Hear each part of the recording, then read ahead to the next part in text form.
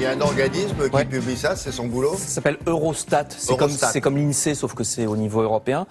Et vous allez voir que les différences de niveau de vie restent vraiment très très importantes entre les pays d'Europe, même ceux qui ont intégré l'Union européenne depuis assez longtemps. C'est des chiffres très sérieux qui comptent, attention, non seulement les revenus dans les différents pays, mais aussi le coût de la vie. Puisqu'évidemment, si vous vivez en Bulgarie ou bien à Londres, la vie n'est pas aussi chère quand vous allez acheter 1 kilo de patates. Donc ça compte aussi ça. Attention, il ne faut pas oublier ça. Alors voyez cette carte. Déjà, première chose, nous autres Français, comme vous le voyez, on est en bleu foncé, c'est-à-dire qu'on est quand même dans le groupe des pays les plus riches, avec le Benelux, les Allemands, les Anglais, les Scandinaves. On est parmi les plus riches. On est au-dessus, notamment, vous le voyez, des Italiens, des Espagnols, des Portugais ou même des Irlandais qui sont déjà dans un bleu un peu plus clair. Et on a tendance à oublier que nos voisins immédiats du Sud sont au même niveau que les Polonais, vous voyez ? C'est incroyable, hein ? Et en bleu encore plus clair, alors là, vraiment derrière, vous avez la Roumanie et la Bulgarie qui sont même pas, eux, aux 2/3 de la richesse de l'Union européenne. Et la Turquie. Oui, alors, ils ont élargi aux pays proches, mais pour rester vraiment dans l'Union européenne, quand vous êtes en Roumanie ou en Bulgarie, vous êtes plus loin qu'un tiers de moins de la moyenne. Vous voyez, même pas aux 2/3 de la richesse. C'est pour ça d'ailleurs qu'ils ont souhaité être dans l'Europe. Exactement, parce qu'ils espèrent qu'ils vont remonter peu à peu. Ça va nous aider. Mais ça pose d'autres problèmes, vous allez voir. Donc ces disparités sont importantes, même s'ils ont progressé depuis la chute du mur de Berlin. Là, je vais rentrer un peu plus dans le détail. Le pays le plus riche, devinez, c'est le...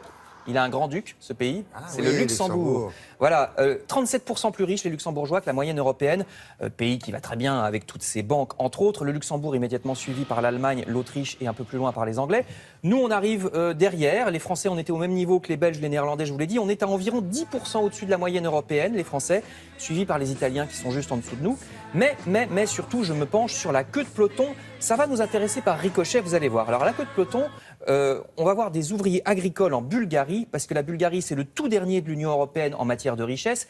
Un Bulgare gagne seulement la moitié de la moyenne des revenus en Union européenne, même en comptant cette histoire où les prix sont pas élevés chez lui.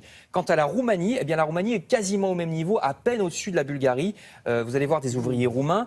Le salaire moyen en Roumanie est d'environ 500 € par mois, en Bulgarie 360 et en Pologne à peu près 800. Donc effectivement, c'est très très loin des standards de l'Europe de l'Ouest. Alors évidemment, avec de tels écarts, la grande question, c'est est-ce qu'on ne va pas se faire manger tout cru par les travailleurs de l'Est qui sont tellement moins chers que nous ?